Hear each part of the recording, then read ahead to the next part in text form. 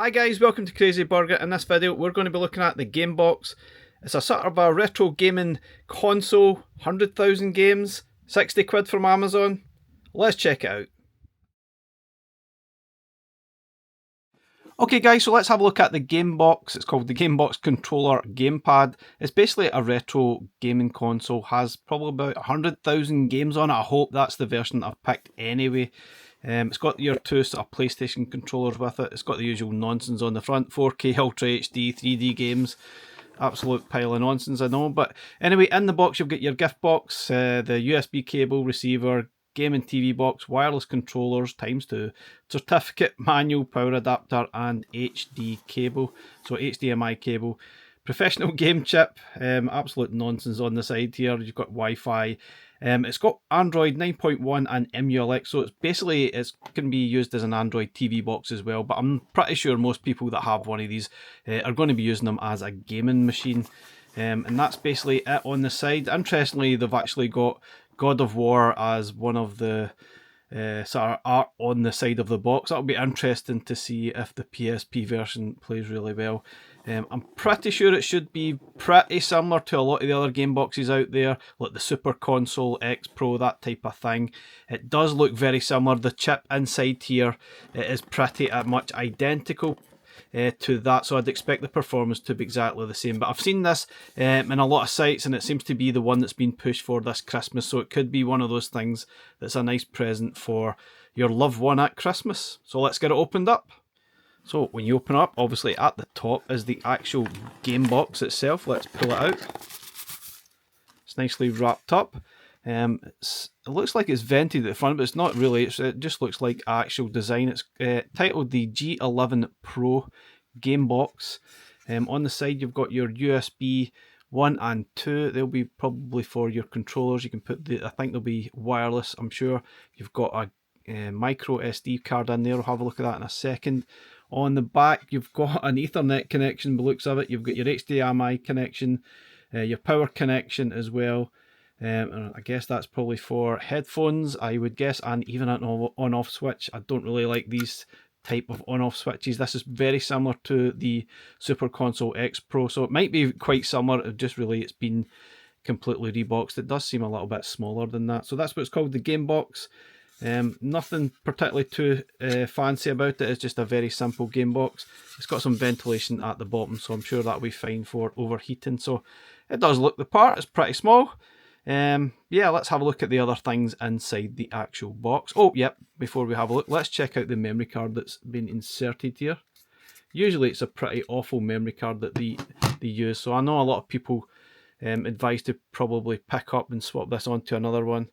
Might be a good idea. I've never had one fail on me yet, but yeah, it looks like a 256 gigabyte memory card, and it's not got any maker on it, so no idea what type it is. So also in the box we've got two controllers, we've got a few other various cables. I'll get them out and we'll have a look at what's in there. First up, we've got two sort of PlayStation 2-esque controllers. They are pretty standard from a lot of these things. They seem solid. They do feel light and cheap, but honestly they actually work pretty well. You've got start and select buttons, you've got a mode button, you've got an on-off switch at the bottom. Obviously you can see the R3 and L3 buttons are clickable. You've got your shoulder buttons as usual. It's functionable. You might want to swap to a different controller, but honestly these things are actually fine. And you do need two AA batteries as well into these. These usually last quite a long time when you use them. Also in the box there is a power adapter. This is obviously for the UK. Depending on where you purchase this from, you might have a different power adapter, but this is the one that came with the UK version. A proper plug. Usually the ones I've got are from the US and I need an adapter, so it makes a nice change to actually get a proper UK plug adapter with it. Also in the box you've got an HDMI cable, always quite handy to be included inside there, although I've got so many of them I really don't need this, but anyway, it's still nice to be included. And also, if you're going to be using this as an Android TV box, you've got yourself a TV controller to switch between the different channels and such. Obviously this will need more batteries as well. Looks like probably AAA's, I would expect. But yeah, I'm pretty sure I won't be using this though. Well, I remember, obviously, for the controllers, you need an adapter, so it's obviously picked up. This is obviously like a Bluetooth adapter to pick up the controls, and this is sitting underneath this plastic box here, and there only is one, so not sure what's going on there, or whether both will get picked up, but yeah, usually there would be one for each controller, but there only is one. Okay, finally we've got the video game console user manual. It's obviously covering the Gamebox and the Game Stick. Not seen that, so it's just the Gamebox that we've got here. And it says support simulator up to, got Naomi, PSP, PlayStation 1. Anyway, we'll find out once we actually plug it in.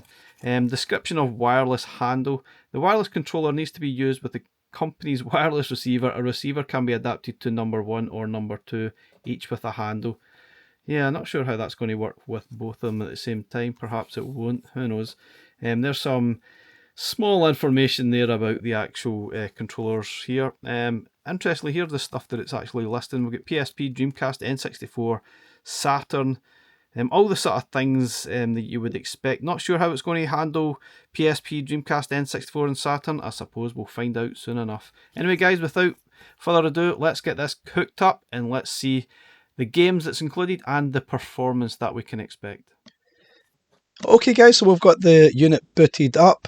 Now obviously I have to apologise for my voice. I'm not entirely sure what's happened in the last couple of days. I've lost my voice. It's not so written up, it does sound really bad. I'm not entirely sure what's going on. So apologies for that, but we'll try and crack on as best as I possibly can. Now, I thought there was 100,000 games on this unit, but there's actually just under 60,000 games, and the memory card does look full as I put it into the PC, and it's pretty much nearly full. So before we sort of crack into some of the games, I'll go through the navigation and I'll sort of give you some tips as well.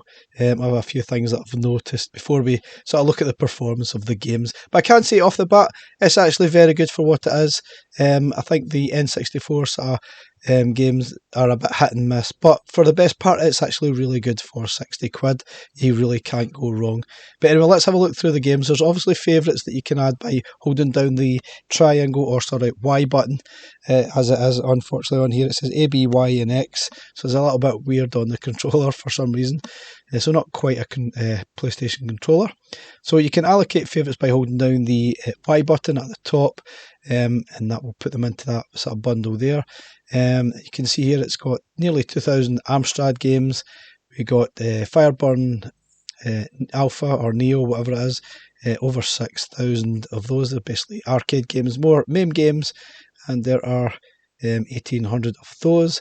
Go into the Atari 2600, there's 2,000, 5,200. There is plenty as well. So we'll just keep going. There's actually loads in every folder, as you expect. 7,800 links. Capcom PlaySystem 1. Interestingly, there's no PlayStation 2 or 3. There's ColecoVision. There's Commodore 64 games as well. And there's nearly 7,000 games of that. Now, there is some repetition. So even though there is 60,000 games, I've noticed there's, as usual with these things, there's probably more than one game. I'm not entirely sure what's going on there and why that is the case, but that happens quite frequently. So you'll probably find that realistically, there's not 60,000 games. There's probably maybe 40 or 50,000 in reality, but we're never really going to know the exact title. So yep, there's Amiga games, there's Odyssey 2 games, there's Intellivision games, there are MSX and MX2 games, Vextrix games. Interestingly, there's the new Vextrix Mini coming out, or the Kickstarter is starting in November. So there's a few games here if you want to get a feel for it. I'm not sure playing it through this way or emulation really does them justice, to be honest. We've got PC Engine, got various PC Engine and Super Graphics, Turbo Graphics games. TurboGrafx CD. We've got Nintendo Game & Watch. Not sure why they add these things. I don't know who's playing these. It doesn't make a lot of sense. We've got NES games. We've got hacks as well in there too. There's thousands of games. Famicom games. We've got original Game Boy games there. There's over 1,000. SNES or Super Nintendo stuff. We even get Virtual Boy again. It's another one of those. I'm not entirely sure why the heck they add these games. That Red Vision doesn't get any better to look at. We've got Nintendo 64 games, nearly 1,000 of them here. Now, not a lot of people will be interested in these type of games. There's plenty in here, and actually emulation's a bit hit and miss. Some are good, some's a little bit iffy, but there are tons and tons of games in here, and you can see there is a lot of repetition. So realistically, you could probably half the number that says there. It's most likely about 400 or 500 games included. We've got Game Boy Color. Obviously, have to say it is very dodgy. This is obviously from China. They seem to do what the heck they like, but what are we to do? We just they're on Amazon. They are everywhere. Game Boy Color, plenty of them. Game Boy Advance, again, more of them. Pokemon Mini, again, I'm not really sure why they include these. I'm sure if you're a Pokemon fan, you might love that fact. It just seems a bit strange to add these things. Nintendo DS, there's only 25 games. We've got some 3D games added as well. The open sort of bore stuff, which is the sort of ports and stuff, is in there. We've got some Atomic Wave games, and the emulation is really good at that. We'll have a look. Sega SG-1000, Master System, Mega Drive, Genesis, Hacks, Game Gear, Mega Drive, 32X, Sega CD, and there's not enough a lot of some of these titles, obviously, but Sega Saturn, there's some games, most of them you probably won't even recognise. So I say the ones that are asterisks or starred are the ones that I've made as favourites. We'll probably have a look at later on in the video. We've obviously got lots of Dreamcast games. Yeah, the emulation is actually really good for Dreamcast. We've also got Naomi, which is basically the Sega arcade stuff that probably made its way to Dreamcast anyway.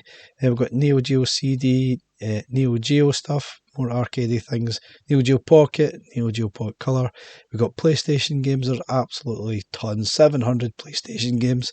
Didn't see it too much repetition, but one thing I probably want to point out here is some of the game lists, as you can see in the left hand side, the details are in German, and the game titles are in German as well. I'm not entirely sure why. I've checked the settings, everything's set to English, but for some reason some of the games have the description and the game names in German, so apology at that. If you're not German, that might be a problem. I'm pretty sure you can work out what game it is that's referred, but when you actually play the game, it's all in English, so not sure what's going on there at all. PlayStation Portable, Portal, you can see there's plenty of stuff in German here as well, which is just bizarre. So a little bit of a flaw there. I'm not entirely sure what's going on. There's 300 PSP games. We've got PSP Minis games. I'm not really sure what the point of adding these games. And they've lumped all the sort of multiplayer games into a folder as well. We got the 1800 games here. And then obviously if you're wanting to play multiplayer, you can just add the second controller. I think they should just both work off the same USB stick that's been provided. But before we start, obviously if you press the select button, it brings you up to different menu options. You press the start button, it gives you different emulate options. You can change the video mode and various different things here. Press the B button to go back. Game settings, update game list. If you've added anything to it, you might need to update that so you actually find it. You can put filtering on the games. You might want to go through the shaders as well, because sometimes the graphics may be a little bit blurry or blocky, so you might want to fix that depending on what you prefer. You can also change the emulators too. There's lots of different settings. Now this is plug and play, so if you don't want to be interested in that kind of thing, you don't need to bother. Just plug and play. You're entirely at your leisure here. Well, if you want to get into a little bit more detail, you can, and you can jump about and change about the emulators. Now, a lot of these systems do have different emulators to choose from, so if the game doesn't work, for example, you can choose another emulator. Now, once you get into a sort of setting, if you press the select button again, you get different options. Obviously you can search for a specific game. You can obviously sort them in different ways as well. You can change the game list style. There's advanced system options here where you can actually change the emulator.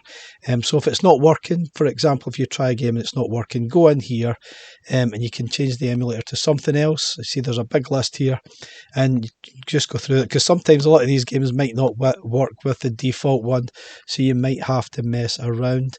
Now sometimes the game aspect ratio is set to auto, sometimes it's got set to widescreen, and sometimes it just doesn't look right, so you may need to jump in back and forth. And as I say, some of the shaders you might want to turn on and off. It's really just a personal choice at the end of the day. Now, obviously, it goes into a lot more detail. If you press start in here as well, you get the same options as you do in the separate menus. But what I'm going to do is jump into a game just quickly, and I'll show you some of the options in game before we actually just. I'll show up and you can look through some of the games and you can check out the performance for yourself and see if you think this is actually worth buying. So pretty much this sort of device is pretty much good up to PSP and Dreamcast. The PSP can be a little bit hit and miss. We'll obviously find that out later in the video, but it's not too bad at all. N64 is okay as well, but not amazing. I'd say anything under that is all absolutely fine, and I've found it be pleasantly surprised, especially considering this is only £60.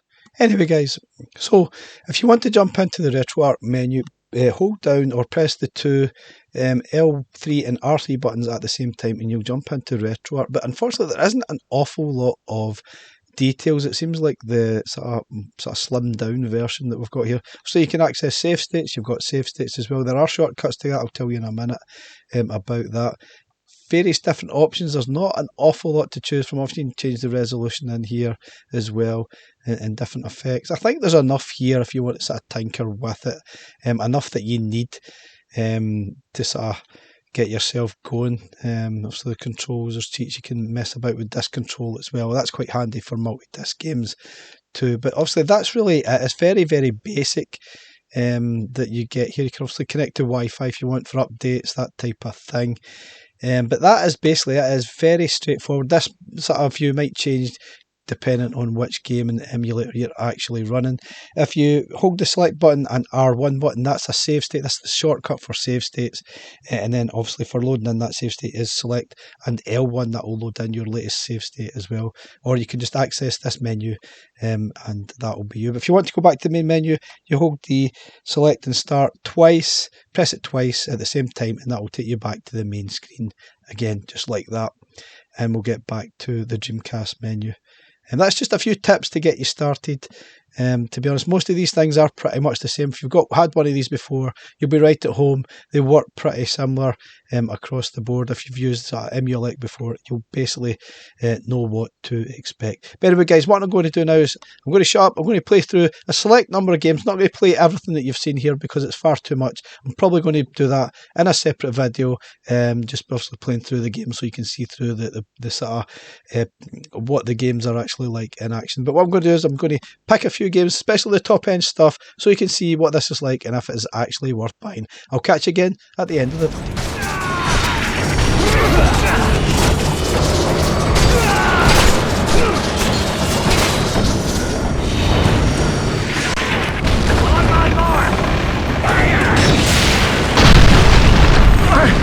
I must return fire!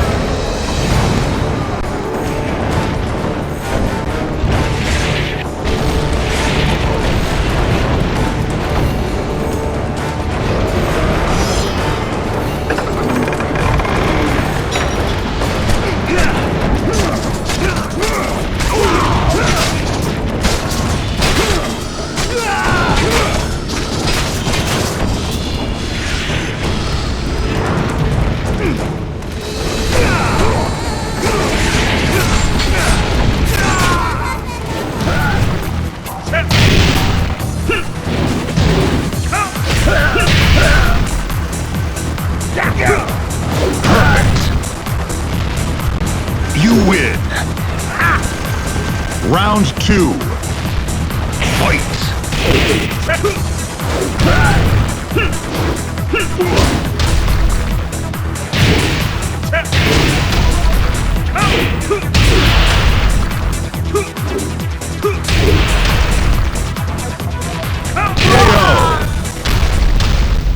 You win! 話にならんな。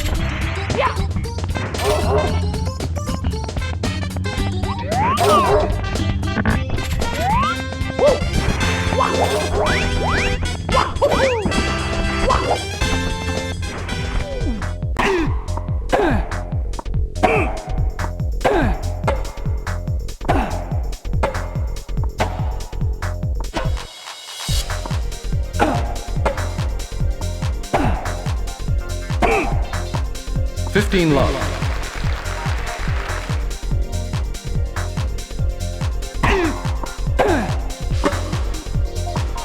30 love.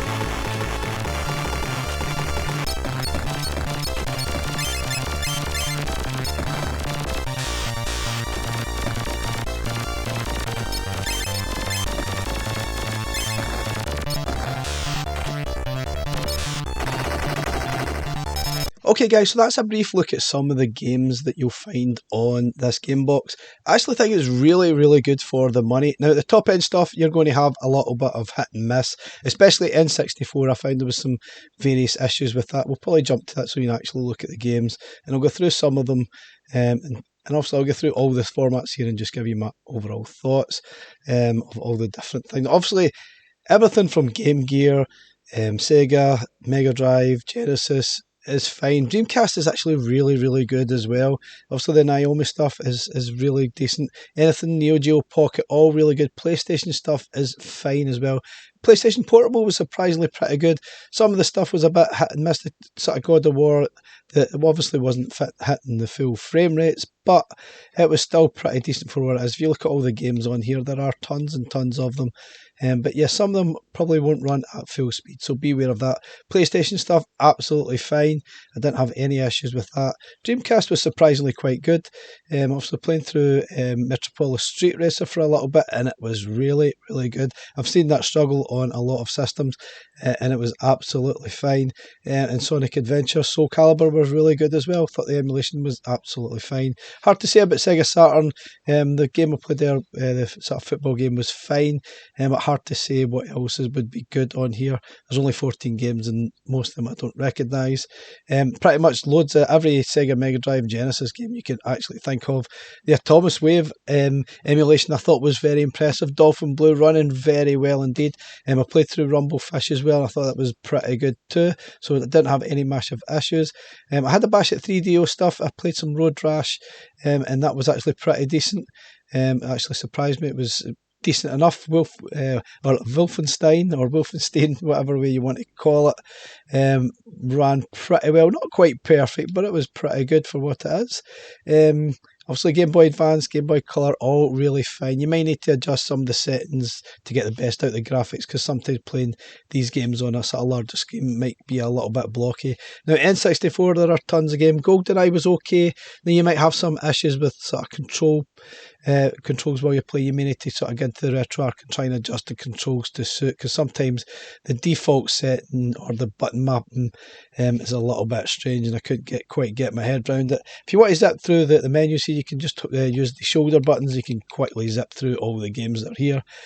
Conker's Bad Fur Day, it would probably struggle a little bit. See, Cruising USA was okay, but the frame rate was struggling to reach the top end. Probably the best idea here would be to turn off the music, and you probably won't notice a thing.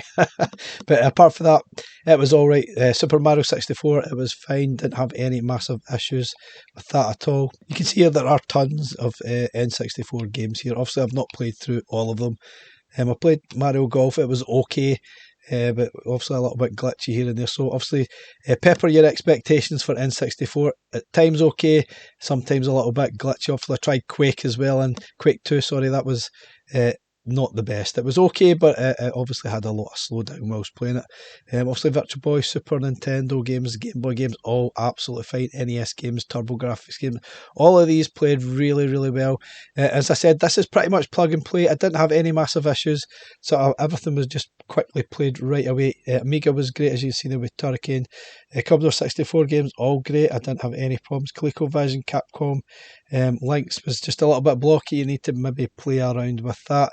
I thought the graphics weren't great with some of the Atari games, but again, you maybe need to mess about with some of the shaders and stuff to get the best out of it. MAME games and arcade games in general, you may need to sort of mess about with which emulator to choose from, because sometimes the games won't start. But in general, I thought the sort of emulation was really, really good.